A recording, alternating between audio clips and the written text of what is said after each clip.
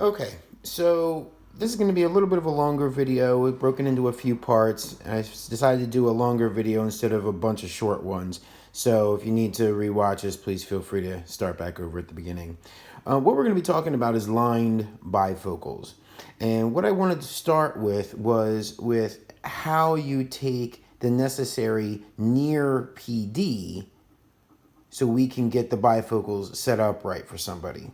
So if we were using a pupillometer, which you guys are pretty much all familiar with, you've got your little gauge here that has the infinity symbol, which means we would use it for distance PD.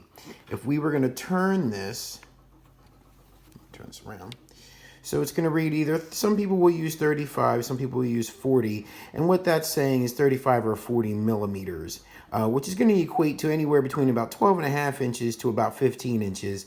The standard is pretty much about 12 and a half. So if we go with just 35, which is usually the smallest one, that's going to change the position of the pupillometer. So when the person looks in, their eyes are drawn in to a closer point. Because if we're worrying about the near PD, we want the patient's eyes to focus to a point. So as opposed to me doing a video of myself, just real quick, if you weren't going to use the pupillometer and you wanted to use, the whole finger thing where I have be focused, you can either have somebody look at your finger and follow it in, or better yet, just have them look at your nose. And then you can just do that for both eyes, and then you measure their near PD, or essentially where their eyes come to a focus point when they're looking in. So first way is a pupillometer set to about 35 millimeters, or have them focus in towards your nose. Now, as far as getting the actual seg height for a patient, in the book, on page 45, there is this thing called figure 310. And it shows a bunch of different positions here on line bifocal heights. But one we're really going to be looking at is this one down here in the left corner. This one is what the state of New Jersey wants you to use. It is the correct bifocal reference height in this figure. And that is the upper part of the bifocal segment will sit at the lower lid. Now, there's going to be plenty of examples where that's not going to come into pass. If you had someone who was really short, you would want to raise it up a little bit, because if they're really short, like older people, kids, they're always looking up, a little bit of a higher bifocal height. Someone's really tall, you would want to lower it down a little bit because they're always looking down at people, so therefore maybe a little bit low. What is good practice is to look at their old line bifocals, see where they're sitting vertically, and then try to mimic that as much as possible, or better yet, ask them, were they happy with the line placement? If you get somebody who wants to read a lot more, maybe you bring it up. Somebody who's going to be using distance a lot more and very rarely reading, bring it down. We tend to bring it down for sunglasses unless someone specifically says, I like to do a lot of reading with sunglasses. When it comes to children, there's a picture here. It says correct fitting cross reference height. This is really sort of something else, but this is just as an example. If this was a lined bifocal, oftentimes the doctor will tell you to put the segment right in the middle of their eye, and it forces them to always have to use it when they're looking down. Plus, kids' glasses have a tendency to slide down often, so we want to get that bifocal up nice and high. I don't personally like to use the middle of the eye. I'll kind of split the difference, but you will hear that often with some doctors. Okay. So now, if we were going to successfully neutralize a line bifocal, we're going to do a couple of things. So I got all these marks all over these lenses, and you guys are familiar with glasses, obviously, at this point, but maybe not the line bifocal. It's kind of hard to see. I apologize here, it wasn't really set up right.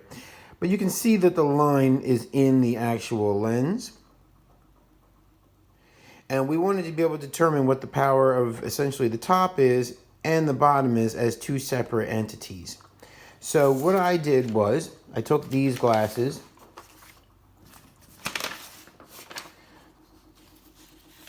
and I went ahead and neutralized them, and I laid out what the PD and everything would be.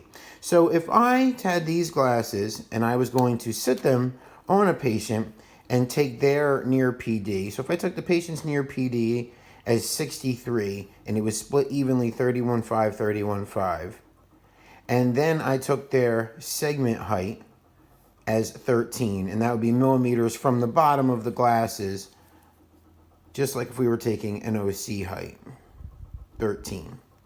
So if I then take the rest of my frame measurements as 52 for the A, 20 for the DBL, that's going to give me 72 on the frame PD. I got a B measurement of 34.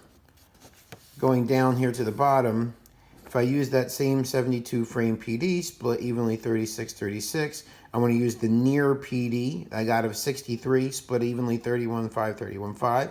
That's going to give me a horizontal decentration of 4.5 in for both eyes.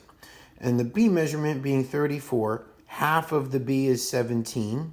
So from the middle of the frame down to the seg height I measured as 13, it's going to be 4 down. So I'll have 4.5 in, 4 down, 4.5 in, 4 down. Now, as a supplement to everything I'm doing here, I'm going to be posting a video that's done by Dan, which shows you how to actually block these lenses. So you'll be able to use this reference stuff while watching the blocking video. But just remember, when we're doing line bifocals and we're worried about decentration, we are always using the near PD. We do not use distance PD. And it's something that can be very difficult to get into. I'm going to give you guys some readings to go over, but just know that we never ever use the distance PD for blocking. In a lined bifocal only or a lined trifocal only, we always use the near PD. So I went ahead and wrote down all of my frame measurements and everything here. And what you'll notice is on this form, I put in the decentration as 4.5 in, 4 down, 4.5 in, 4 down. And then over here, Dan has it in the box that says OD, OS, drop, raise. That just means how much did we raise or drop the lined bifocal. And in this case, we were at a B measurement of 34. Half of that is 17. So from the middle point of 17, we dropped down 3 to get from 17, excuse me, that should be drop 4. I apologize, I wrote that wrong. It should be drop 4 to get down to 13. Let me just change that right now, not to confuse anybody. So again, drop 4. It's the same as saying down and down, just a different way. Okay, so neutralizing these pair of glasses successfully, this is where it gets slightly complicated, but it's relatively easy.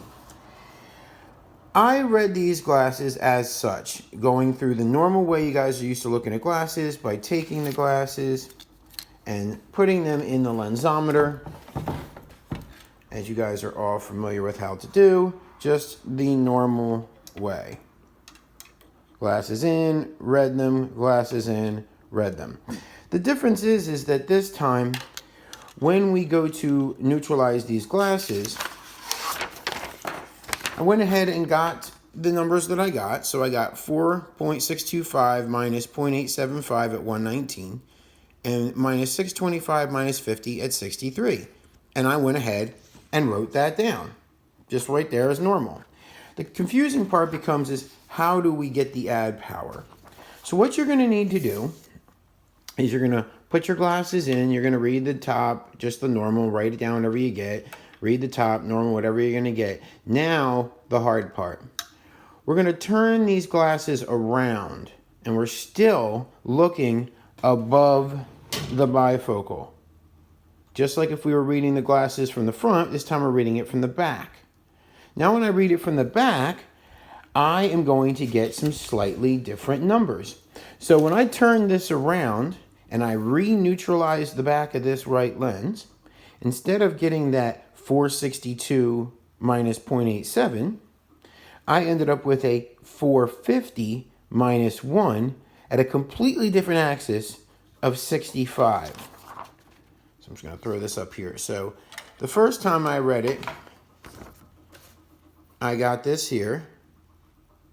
The second time I read it, I got 450 minus 1 at 65. Now, you can see there's a difference there. We're not using this new prescription as our neutralization. This is just essentially giving us a starting point. Then we will have a finishing point. And the difference between the two gives us our add power. So when I go to turn these around and I get my starting point, then I get it all neutralized up, skinny lines, fat lines in minus sil. Then I'm going to slide these lenses up so that I'm just looking through the bifocal. Once I'm looking through the bifocal, I'm going to neutralize it again. And the axis may change again. As long as both are in minus sil, that's what we need. So when I turn these glasses around, I got 450 minus 1 at 65. Then when I slid it up, I got 275 minus 1 at 65. I just didn't write it down. So the difference in sphere power from 450 to 275 is a difference of 1.75. So when I turned this around and re-neutralized the top and then re-neutralized the bottom and compared the difference in the spherical power, that difference of plus 1.75 gives me the add power for that right lens. And then I just went over to the left lens and did the same thing. I first read it as 625 minus 50 at 63. So that first number is what goes in my distance power box, just like normal. Now to get my add power, which I read as plus 1.875, and I always talk to you guys about, if you're not sure one way or the other, write the one that's in the middle. And in this case, I wasn't sure if it was a 2 or a 175, so I wrote it as 1.875. So when I turned the glasses around for the left side, as soon as I can get this out of here. I all love these lensometers. Okay, so when I turned this around to the left side and I re-neutralized the top, I got a slightly different prescription when I did it the first time.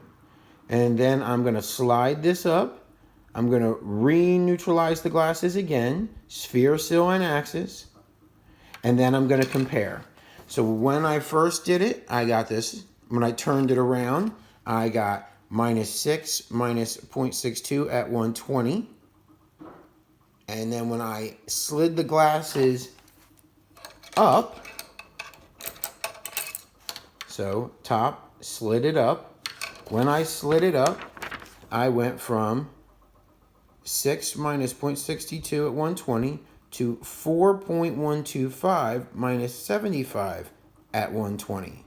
So the difference between 6 and minus 4.125 is 1.875. And that is what the add power is for these glasses. When you have a spherical pair of glasses, turning it around is not as essential. You can oftentimes read it from the top, bring it up, read it from the bottom, and compare the two powers you see, and it should be pretty forthright and jump right out at you as to what the add power is. However, that's not the correct way. The correct way is to turn it around, neutralize it from the back, top first, write it down, bottom, write it down, compare the sphere powers, and the difference between the two is your add power. So what you'll notice is that when you do turn these around sometimes, right lens top, right lens top, you see big changes in the power, sometimes by as much as a half a diopter. You might see the axis change a lot. You might see the sil power change a lot. It has to do with the optics that I don't get into too much in lab, but you guys will go over this in detail in your optics class. So any questions on this video, just let me know. There's going to be a few others that go along with this material, and then they will also segue right into Dan's video for blocking a lined bifocal.